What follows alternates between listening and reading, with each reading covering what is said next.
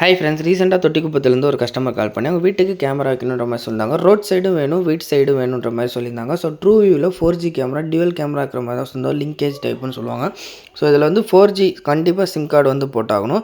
Memory card வந்து ஒரு 64 GB போட்டிருந்தோம்.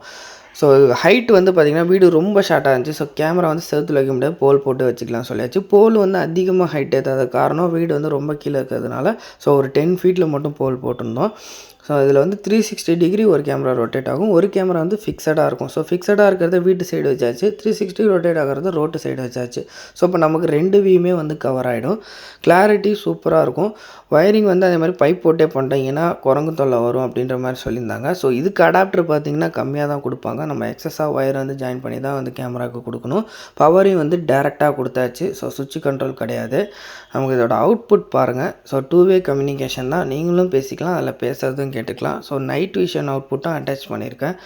நைட்டில் வந்து பிளாக் அண்ட் ஒயிட்டாகவும் வரும், கலராகவும் வரும். ஸோ ரெண்டுமே வந்துட்டு அட்டாச் பண்ணியிருக்கேன். பாருங்கள், அவுட்புட் சூப்பராக இருக்கும். உங்களுக்கு CCTV நியூ இன்ஸ்டாலேஷன் சர்வீஸ் வேணால் காண்டாக்ட் பண்ணுங்கள். தேங்க்யூ.